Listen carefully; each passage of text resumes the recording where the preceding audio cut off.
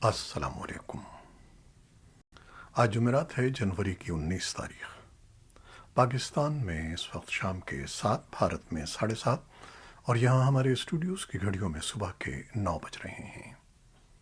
Voice of America Washington की Urdu service से मैं हूँ खालिद हमीद, खबरों के बुलेटिन के साथ। अमेरिका ने कहा है कि उसके हुकूमती हलकों में पाकिस्तान की माशी सूरत हाल मौजूए बहस है और वाशिंगटन इस्लामाबाद को माशी तौर पर पायदार हालत में देखना चाहता है। अमरीकी महकमे खारजा के तर्जुमान नेड प्राइस ने बुध के रोज़ हफ्तावार ब्रीफिंग के दौरान पाकिस्तानी मईशत पर बात करते हुए कहा कि ये एक चैलेंज है जिससे हम वाकिफ़ हैं। नेड प्राइस ने कहा कि जहाँ तक हो सकता है अमरीका अपने पाकिस्तानी पार्टनर की भरपूर हिमायत करता है, लेकिन ये पाकिस्तान और बैनुल-अक़वामी मालियाती इदारों के दरमियान की बातचीत है। अमरीका का ये बयान एक ऐसे वक्त में सामने आया है जब पाकिस्तान की अबतर माशी सूरत हाल के बाइस दिवालिया होने के खदशात ज़ाहिर किए जा रहे हैं और मुल्क में आलमी मालियाती इदारे की शराइत पूरी करने के लिए मिनी बजट लाने की भी इत्तलात हैं। वज़ीर आज़म शहबाज शरीफ ने 6 फरवरी को ऐलान किया था कि IMF की टीम पाकिस्तान के $7 अरब के प्रोग्राम के नवे जायजे को हतमी शक्ल देने के लिए जल्द पाकिस्तान का दौरा करेगी, जो गुज़श्ता साल नवंबर से नतीजा खेज साबित नहीं हो सका है। ताहम 13 दिन गुजर जाने के बाद भी IMF की टीम न ही पाकिस्तान आई है और न ही उसकी जानिब से प्रोग्राम जारी रखने के हवाले से कोई ठोस पेशरफ्त सामने आई है, जबकि दूसरी जानिब इस्लामाबाद में माशी अफरा तफरी के साए मज़ीद गहरे होते जा रहे हैं। हुकूमत जायजे को हतमी शक्ल देने से कबल IMF के मुतालबात को पूरा करने से गुरेज़ा नज़र आ रही है, जिससे गैस और बिजली की कीमतों में इजाफा होगा, एक्सचेंज रेट का तयन मार्केट करेगी, डीजल पर PDL को 50 रुपए तक बढ़ाया जाना है और बिजली गैस समेत दीगर यूटिलिटीज़ पर दी जाने वाली तमाम सब्सिडीज़ का खात्मा भी ज़रूरी है। तज्ज़ियाकारों को हुकूमत और IMF की जानिब से मुआहदे के लिए राज़ी होने तक किसी रिलीफ के आसार नज़र नहीं आते। सऊदी अरब ने ममालिक को माली मदद फराहम करने के तरीक़ेकार में तब्दीली करने का इंदिया दिया है, जिसके तहत मुस्तक़बिल की इमदाद को उन ममालिक की तरफ से मईशतों को बेहतर बनाने के वादों से मशरूत किया जाएगा। सऊदी वज़ीर ख़ज़ाना मोहम्मद अल जदान ने बुध को स्विट्ज़रलैंड के शहर डेवोस में वर्ल्ड इकनॉमिक फोरम में कहा कि हम इमदाद और तरक्याती इमदाद फराहम करने का तरीक़ा बदल रहे हैं। अल जदान ने एक पैनल बहस के दौरान कहा कि हम कसीरुल जिहती इदारों के साथ मिलकर काम कर रहे हैं ताकि ये समझा जा सके कि हमें इस्लाहात की ज़रूरत है। इस पैनल में IMF की मैनेजिंग डायरेक्टर क्रिस्टलिना जॉर्जिवा भी शामिल थीं। खलीज की मारूफ सुन्नी ताकत और दुनिया के सबसे बड़े तेल बरामद कुनिंदा ने तवील अरसे से खित्ते की परेशान कुन मईशतों के लिए अरबों डॉलर मालियत की ग्रांट्स और डिपॉजिट्स के साथ इमदाद फराहम की है। अभी हाल ही में उसने पाकिस्तान समेत मुख्तलिफ ममालिक को मुस्तहकम करने में मदद की है। पाकिस्तान ने ईरान की सरहद से मुत्तसिल जनूब मगरबी सूबे बलूचिस्तान के ज़िले पंजगूर में सरहद पार से मुबैना अस्करियत पसंदों के हमलों की मजम्मत करते हुए ईरान से मुतालबा किया है कि वो अपनी सरजमीन को पाकिस्तान में सरहद पार से होने वाले हमलों के लिए इस्तेमाल न होने दे। फ़ोन के शोबे ताल्लुकात आमा ISPR ने बुध को एक बयान में कहा कि अस्करियत पसंदों ने पंजगूर में पाकिस्तानी सिक्योरिटी फोर्सेस के काफिले पर होने वाले हमले के लिए मुबैना तौर पर ईरान की सरजमीन इस्तेमाल करते हुए 4 पाकिस्तानी सिक्योरिटी एहलकारों की जान ले ली, जबकि पाकिस्तान की वजारत खारजा के तर्जुमान मुमताज़ ज़हरा बलोच ने जुमे को एक बयान में ईरानी हुकाम से उनके बकौल सरहद पार से होने वाले मुबैना हमले की तहक़ीक़ात को यकीनी बनाने और इस वाक़े के मुर्तकिब अफराद को कैफर किरदार तक पहुँचाने का भी मुतालबा किया है। दूसरी जानिब इस्लामाबाद में ईरान के सिफारत खाने ने एक ट्वीट में پاکستان ایران سرحد پر ہونے والے اس واقعے کو ایک دہشت گرد حملہ قرار دیتے ہوئے اس کی شدید مذمت کی ہے اور دہشت گردی کو پاکستان اور ایران کا ایک مشترکہ مسئلہ قرار دیا ہے۔ افغانستان کے بارے میں ایک نئی رپورٹ کے مطابق انسانی حقوق کے محافظوں کو طالبان کی حکمرانی کے تحت سنگین خطرات کا سامنا ہے۔ سروے میں شامل انسانی حقوق کے لیے کام کرنے والے 663 افغان محافظوں میں سے متعدد کو تشدد، اغوا اور نفسیاتی نقصان اٹھانا پڑا ہے، جبکہ خواتین کو زیادہ شدید زیادتیوں کا سامنا کرنا پڑا ہے۔ Afghanistan human rights coordination mechanism کے کنسورشیم کی طرف سے آج جاری کیے گئے ایک سروے کے مطابق افغانستان میں انسانی حقوق کے محافظوں اور ملک سے چلے جانے والوں کو مسلسل خطرات کا سامنا ہے۔ اس کنسورشیم کو فریڈم ہاؤس نے Afghan Canadian civil society forum کے تعاون سے یہ جائزہ مرتب کرنے کی سہولت فراہم کی تھی۔ یو این ویمن کی ایگزیکٹو ڈائریکٹر سیما باہوس نے بدھ کو کابل میں طالبان کے نائب وزیر اعظم ملا عبدالسلام حنفی سے بات کرتے ہوئے افغانستان کے لیے فلاحی امداد کو خواتین کے حقوق سے مربوط کیا ہے۔ انہوں نے کہا کہ طالبان کو افغانستان کی اقدار اور ثقافت کی بنیاد پر خواتین کے لیے مواقع تلاش کرنے چاہئیں۔ اقوام متحدہ کا ایک اعلیٰ سطحی وفد ڈپٹی سیکرٹری جنرل آمنہ محمد کی قیادت میں پیٹھ سے کابل میں ہے۔ بھارت میں اس ہفتے جاری ہونے والے آئی ٹی قوانین کی تجاویز کے مطابق حکومت سوشل میڈیا پلیٹ فارمز کو کسی بھی ایسی معلومات کو پوسٹ کرنے کی اجازت نہیں دے گی جنہیں جھوٹا یا غلط قرار دیا گیا ہو۔ یہ قانون ان تازہ ترین اقدامات میں سے ایک ہے جو وزیر اعظم نریندر مودی کی حکومت بڑی ٹیک کمپنیوں پر پابندیاں عائد کرنے کی کوشش میں کر رہی ہے۔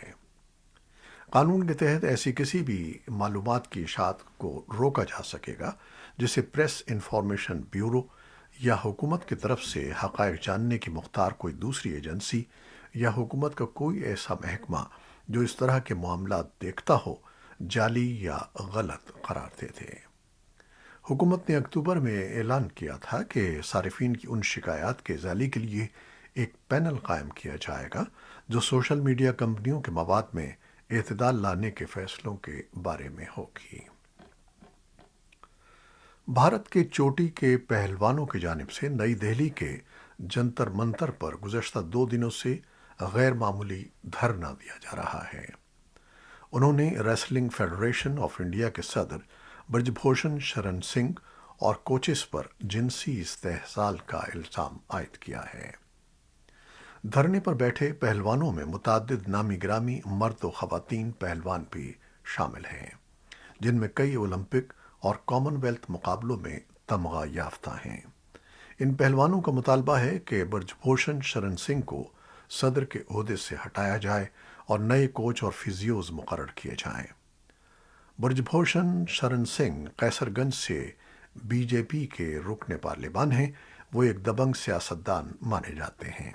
وہ سن 2011 سے فیڈریشن کے منتخب صدر ہیں۔ انہوں نے بدھ کو نئی دہلی میں ایک نیوز کانفرنس میں ان الزامات کی سختی سے تردید کی ہے۔ امریکی محکمہ خارجہ نے بدھ کو کہا کہ نیپال میں اتوار کو ہونے والے طیارے کے حادثے میں ہلاک ہونے والے افراد میں سے 2 امریکی شہری تھے، جبکہ 2 دیگر مسافر امریکہ میں مستقل شہریت رکھنے والے باشندے تھے۔ یٹی ایئر لائنز کی پرواز کو ہمالیہ کے دامن میں پوکھارا انٹرنیشنل ایئرپورٹ کے قریب پہنچنے پر اس کو حادثہ پیش آیا جس میں سوار تمام 72 افراد ہلاک ہو گئے۔ محکمہ خارجہ کے ترجمان نیڈ پرائس نے ایک بریفنگ میں صحافیوں کو بتایا کہ ہم جہاز میں سوار افراد کے اہل خانہ کے بارے میں سوچتے ہیں اور امریکہ اس مشکل گھڑی میں نیپال کی ہر طرح سے مدد کرنے کو تیار ہے۔ اس حادثے کی تحقیقات جاری ہے جس میں طیارے کے مینوفیکچرر، یورپی یونین ایوی ایشن سیفٹی ایجنسی اور فرانسیسی فضائی حادثات کی تحقیقاتی ایجنسی کی ٹیمیں حصہ لے رہی ہیں۔ تلاش کرنے والوں کو حادثے کے ایک دن بعد فلائٹ ڈیٹا ریکارڈرز بھی مل گئے ہیں۔ نیوزی لینڈ کی وزیر اعظم جسنڈا آرڈن نے وزارت عظمیٰ سے علیحدہ ہونے کا اعلان کیا ہے۔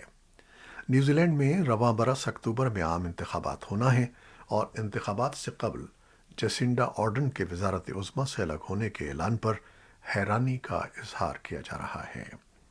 جسنڈا آرڈن نے سن 2017 میں محض 37 برس کی عمر میں نیوزی لینڈ کی وزیر اعظم منتخب ہو کر دنیا کی کم عمر ترین خاتون سربراہ مملکت ہونے کا اعزاز حاصل کیا تھا اور اپنی صلاحیتوں اور کارکردگی کی بدولت سن 2020 میں وزارت عظمیٰ کے لیے دوبارہ منتخب ہوئی تھیں۔ ان کا کہنا ہے کہ وہ تیسری مدت کے لیے وزارت عظمیٰ کی ذمہ داری سنبھالنے کے لیے خود کو تیار محسوس نہیں کرتی۔ ان کی جماعت کے ارکان آئندہ 3 روز میں پارٹی کے نئے سربراہ کا انتخاب کریں گے۔ اقوام متحدہ کے سربراہ نے بدھ کے روز عالمی اقتصادی فورم کے اجلاس میں کہا کہ دنیا آب و ہوا کی تبدیلی اور یوکرین میں روس کی جنگ سمیت ایک دوسرے سے منسلک متعدد چیلنجوں کی وجہ سے افسردگی کی کیفیت میں ہے۔ اقوام متحدہ کے سیکرٹری جنرل انتونیو گتریس نے یہ پیغام سوئٹزرلینڈ کے شہر ڈیووس کے تفریحی مقام سوئزسکی میں عالمی رہنماؤں اور کمپنیوں کے اعلیٰ انتظامی عہدیداروں کے ایک اجلاس میں دیا۔ اجلاس کا ماحول اس وقت اداس ہو گیا جب یوکرین میں ایک ہیلی کاپٹر کے حادثے میں یوکرین کے وزیر داخلہ اور دوسرے عہدیداروں سمیت 18 لوگوں کی ہلاکت کی خبر ملی۔ پینٹاگون کے ایک سینئر اہلکار نے بدھ کو کہا کہ امریکہ نئی اعلان کردہ فوجی صلاحیتوں کے ساتھ یوکرین میں جنگ اور تقریباً منجمد سرحدوں کی صورتحال تبدیل کرنے کا خواہاں ہے اور اسے امید ہے کہ اس سے روسی افواج کے خلاف کیف کو جنگ میں نئی قوت ملے گی۔ لیکن پینٹاگون کے اعلیٰ پالیسی مشیر کولن کاہل نے کہا کہ پینٹاگون ابھی تک M1 ایبرامس نامی جنگی ٹینکوں کی فراہمی کے لیے کیف کے مطالبے کو پورا کرنے کے لیے تیار نہیں ہے۔ کابل کا یہ بیان اس ہفتے جرمنی میں امریکی رامسٹائن ایئر بیس پر درجنوں ممالک کے اعلیٰ دفاعی حکام کے اجلاس سے پہلے سامنے آیا۔ اس اجلاس کا مقصد کیف کے لیے فوجی امداد کو مربوط کرنا ہے۔ امریکہ نے روسی افواج کے خلاف دفاع میں یوکرین کی مدد کے لیے تقریباً $24 بلین کا وعدہ کیا ہے، جس میں اس ماہ اعلان کردہ $3.5 بلین کا پیکج بھی شامل ہے۔ امریکی حکام نے اپنا نام ظاہر نہ کرنے کی شرط پر کہا کہ صدر جو بائیڈن کی انتظامیہ سے توقع ہے کہ وہ یوکرین کے لیے اسٹرائکر بختربند گاڑیوں کی منظوری دے گی۔ ادھر جرمنی پر دباؤ بڑھتا جا رہا ہے کہ وہ لیپرڈ جنگی ٹینک یوکرین بھیجے یا کم از کم تیسرے ممالک سے ان کی منتقلی کی منظوری دے۔ لیکن ایسا لگتا ہے کہ جرمنی اس نوعیت کی امداد کو ایبرامس کی فراہمی کے بارے میں امریکی فیصلے کے ساتھ منسلک کرنا چاہتا ہے۔ یوکرین نے جمعرات کو اپنے مغربی اتحادیوں سے اپیل کی کہ وہ یوکرین کی افواج کو روسی فوج سے لڑنے میں مدد کے لیے ٹینک بھیجیں، کیونکہ روس فوجیوں، ہتھیاروں اور فوجی ساز و سامان کی فراہمی کی وجہ سے کافی فائدے میں رہتا ہے۔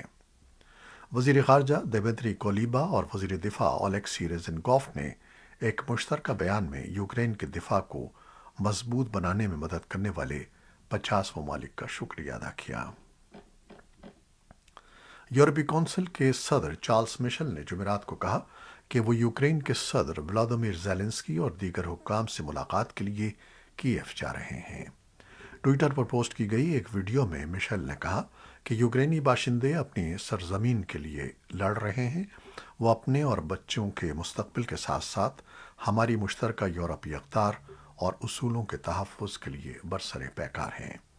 مشل نے کہا کہ انہیں ہماری حمایت کی ضرورت ہے اور وہ اس کے حقدار بھی ہیں۔ عراق میں طبی اور سیکیورٹی ذرائع نے بتایا ہے کہ جمعرات کو خلیج کپ کے فائنل سے چند گھنٹے قبل عراق میں فٹ بال اسٹیڈیم کے باہر بھگدڑ مچنے سے ایک شخص ہلاک اور درجنوں زخمی ہو گئے۔ عراق پر طویل عرصے سے بین الاقوامی فٹ بال میچوں کی میزبانی پر پابندی رہی ہے اور اب جنگ زدہ ملک اپنے بارے میں رائے تبدیل کرنے کے لیے گلف کپ کی میزبانی پر اعتماد کر رہا تھا، لیکن تنظیمی معاملات کے لیے پہلے ہی اسے معذرت کرنا پڑی۔ عراق کے مرکزی جنوبی شہر بصرہ میں عراق اور عمان کے درمیان फाइनल देखने की उम्मीद में बगैर टिकट के हज़ारों शायकीन सुबह से ही स्टेडियम के बाहर जमा थे। मैच का आगाज़ मकामी वक्त के मुताबिक शाम 7 बजे होना था। तिब्बी अमले के एक रुकन ने कहा कि एक शख्स हलाक और दर्जनों मामूली जख्मी हुए हैं। वजारत दाखिला के एक एहलकार ने भी यही आदाद शुमार बताए हैं। ये थी वो खबरें जो फेसबुक लाइव पर हमने आपके लिए पेश की। हमारी वेबसाइट, यूट्यूब और पॉडकास्ट पर यह बुलेटिन आपके लिए पोस्ट कर दिया जाता है। आप हमारे बुलेटिन को शेयर करते हैं और अपने कमेंट्स में अपनी मोहब्बतों का इजहार करते हैं, जिसके लिए हम आपके बेहद ममनून हैं। अपनी इन मोहब्बतों को जारी रखिएगा। न्यूज़ एडिटर बहजत जिलानी के साथ खालिद हमीद को अब इजाज़त दीजिएगा। अल्लाह हाफिज़।